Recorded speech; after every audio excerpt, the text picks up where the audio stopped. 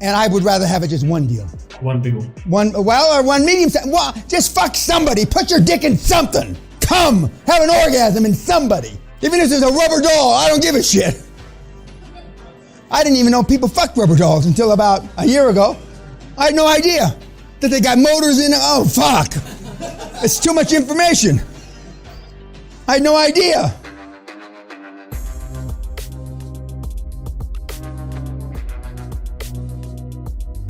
Because, okay, we've got now, every one of you represents a deal. So 1, 2, 3, 4, 5, 6, 7, 8, 9, 10.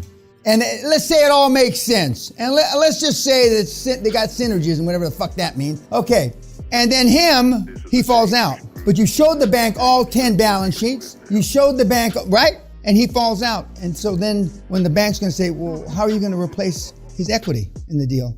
Even though all 10 deals stand on their own feet, right? But once you show a 15-inch dick, they're not satisfied with a 3-inch dick anymore. Because size matters. Contrary to what you've been told, you're 2-centimeter fucking putzes. And what if 3 deals fall out and you only got 7 left? Well, where are you going to replace this fucking...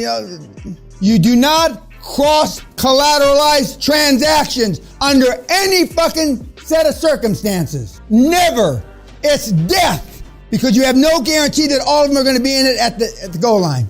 And your CFO and your board of directors, which you should honor, are going to tell you, because they want to hit the mother load, they want to hit it for 6 right away, they're going to say, let's do 12 or 14 of these cocksuckers. I mean, I didn't know you could do this with no fucking money before. As soon as they find out that you don't have to have money, it's like millennials, you don't have to wear a condom anymore. You can fuck everybody, just put that dick in something. I'm telling you, no. And that's where most of the kids that fall apart trying to do big deals all at once. And then when the 3 deals fall out, and your board will take it personally. Even though it's your fault, you should have never let them talk you into it. And then the board members start falling by the wayside. The worst that can fall by the wayside is your chairman. And when your anchor chairman leaves, because you bring no value to the fucking deal. The thing that you got to understand, you're going to get most of the money, but you bring 0 value. 0. In fact, in most of your cases, you bring negative value. And when the chairman leaves, because most of you, even after me screaming and yelling, don't have leadership skills. There's 2 or 3 of you that you got some leadership skills. And when your chairman leaves and half your board leaves, you're holding your 2-centimeter-inch dick. What do? And then the biggest mistake you make is one of the things the QLA program is based on. You don't share doubts. When the world's coming apart, when you find out there's no Allah, there's no Buddha, there's no God, there's only the devil, then you go home and you tell your old lady. They used to call girlfriends, wives, old ladies. They don't do that anymore. You go home and tell your old lady, you know how you see in the movies, how was your day today, honey? Oh, my day. Oh, Jesus, the boss yelled at me and I didn't get the commission. Why do you think they have no respect for you? Why do you think they leave you? Because you don't have if you don't think you can fuck all night, I guarantee you can't fuck all night. Well, you haven't fucked all night since the 3rd week that you knew the slut. And you moan and it becomes a self-fulfilling prophecy. You know how when you flush a toilet and there's a big turd and it kind of wobbles around before it goes down? That's you. And then QLA doesn't work, Dan Pena, the fucking fraud in the castle.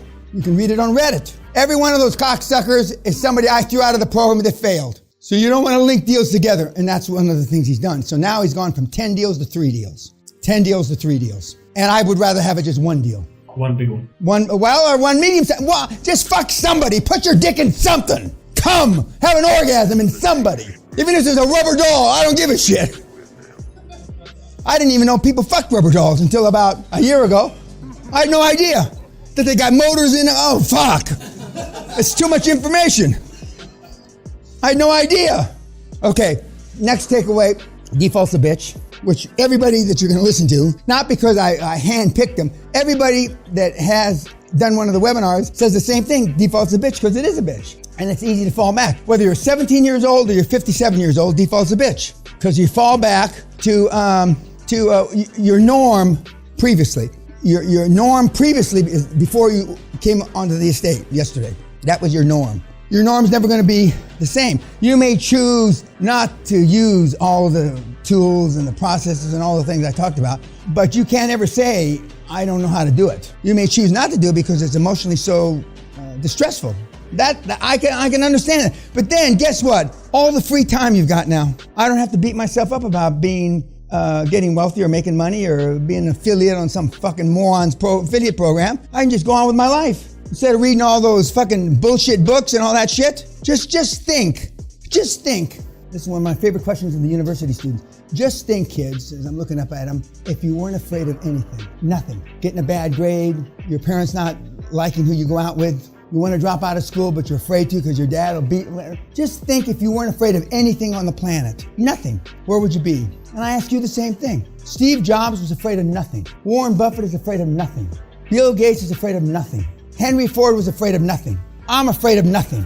And yet those names, and I could name thousands of them like them, continue to succeed, continue to change the world. And the rest of the world, the 99.9% of the world, is afraid to take a shit. Other takeaways, the eyeball to eyeball, everybody on the dream team. What did Frank say? Eyeball to eyeball, dream team and eyeball to eyeball sellers. The challenge with the millennials is because they've grown up on the net, they don't know how to speak, they don't know how to talk. That's why you can't get laid, guys. When I first heard about a dating, these services they got on the net, which is about 15 years ago, I couldn't believe it. I thought I was hearing shit. Called up one of my sons. What is this shit? You can get a date? Oh yeah, Dad, they got dating services. And you want to get your willy wet. That's why, yeah, of course, Dad. And you can go online. And Sally showed me one. What the fuck? What have we come to? You got to go online to get your willy wet. Jesus Christ! Allah wouldn't like that. Buddha wouldn't like it. Nobody'd like it. IT guys do. Huh? The IT guys do. I know.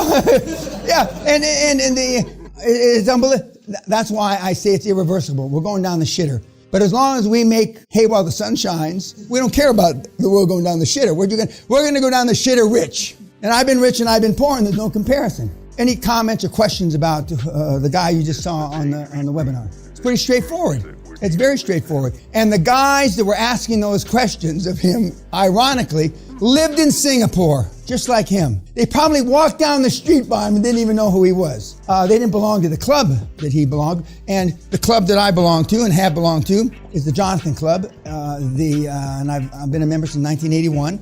And if you've gone to a school that's got, like Oxford, Cambridge, Harvard, Yale, Princeton, MIT, they have clubs, okay? And you can join those clubs. And the alumni associations, for those that did go to school, and they have alumni associations for schools in the Netherlands, for schools in Germany, are great. But LinkedIn, as he said, is the magic tool. It is the secret sauce. It is the source of 95% of all the dream teams I've built since LinkedIn's been around, 10, 12, 14 years, something like that. Before that, as Bruce Whipple would say, it was shoe leather. It was shoe leather. And as he would say, he didn't go to a prestigious school, and I sure shit didn't go to a prestigious school. So we weren't going to our alumni for board members. But remember, every single person on LinkedIn, even if they say they're interested in nonprofit, that's a euphemism. I'd like to make some money, but I don't want to say I'd like to make some money, so I say nonprofit. You got something in common with every single person that's on LinkedIn. They are there because they want to do business. When you see the scripts to use and what words to use, the guy from Hungary, the hospital magnate, he got his chairman in 180 seconds. He responded to him on LinkedIn. 180 seconds, 3 minutes. But it's a numbers game. It's a numbers game. And the other thing about Deb is that when you've come from a big organization that has a big balance sheet, meaning they've got billions in the bank or billions of assets, it's a lot easier to do business than when you just come with just you in your three-piece suit or whatever. And some of the kids that are used to what I call the Goldman Sachs Superman shield have trouble making the transition because they're not wearing that Goldman Sachs Superman shield anymore. But you don't have to, we have ex-Goldman Sachs guys that have gone through the program and have been successful. But you don't have to have that. What you do is you take the same look down your nose attitude that you had when you were at Deutsche Bank to it's you now. And we clearly have overwhelming success with the kids. 25 years ago, it was tough for the kids meaning you, to buy off because I was ostensibly the only success. And you automatically wrote off, well, I'm not Dan Pena, I don't have the communication skills of Dan, blah, blah, blah, and so you didn't do it. But now we have retards that have made 40, 80, 500 million. The reason I have the picture of Forrest up here, I've had him from 80 IQ to 180 IQ. And the 80 IQ made more money than the 180 IQ. That's how smart you have to be, literally. No exaggeration. Remember I told you I exaggerate? I'm not exaggerating about this. Sally would tell you we've had some 50 IQs. I should be proud of that, but I don't like to say that. She's probably right. And you heard him say IQ's got nothing to do with it. And us with high IQs always say IQ's got nothing to do with it. He happens to have a high IQ. But I've never seen a guy with an 80 IQ says IQ's got nothing to do with it, right? And I've never seen a girl that's got big tits, whether I had big tits or little tits, I'm the same woman. I never heard that either. It's always the girl with the little tits that says that. But he's doing the calls. And he's now not fallen down, but he's pulled back. This joint collateralization about deals, 10 deals and 3 deals fall out, I mean, it's critical. It's critical because once you get into that mix master, when you've got a bunch of deals, and the way it happens is 7 deals are going to come all at once. And you're going to be so happy you don't know whether to shit or go blind. And you're going to put in your report to me, and I'm just going to, I go berserk. But I mean, were you fucking deaf? But all 7 are going to come within 5 days. It's like the old bull and the young bull up on the hill, and there's 50 cows down on the bottom. The young bull says, let's go down and fuck us one, and the old bull says, let's walk down and fuck them all, one at a time. I don't even think you, fuck them all, you get it? God help us. This is why, we're beyond this. You don't understand. I keep this here for a reason. See, you connote kissing frogs with kissing ass. I can see it in your fucking poor eyes. You don't want to be an ass kiss. Nobody wants to be a brown nose. Everybody understand brown nose? The kiss is the boss's ass to get promoted. Everybody understand that? See, you connote kissing frogs with kissing ass, especially in certain parts of the world. Asia, the Middle East, kissing frogs is kissing ass. And you're going to stay poor. I've been on my knees begging for money. Literally, on my fucking knees. Call me anything. Just give me the fucking money. The rest is bullshit. And that's why in pre-AIDS, I got more ass than a toilet seat at a bus station. Rock stars had nothing on me. I stopped counting at 5,000. 5,000. You couldn't insult me. And I didn't know what no meant. So I've just switched that getting laid to making money. I didn't know it was hard to get your willy wet. I swear to Christ. I swear to Allah. I thought our relationship started and ended right here. The girls I dated. It started and ended right here. Any questions about Deb? Okay, YouTube, go fuck yourself.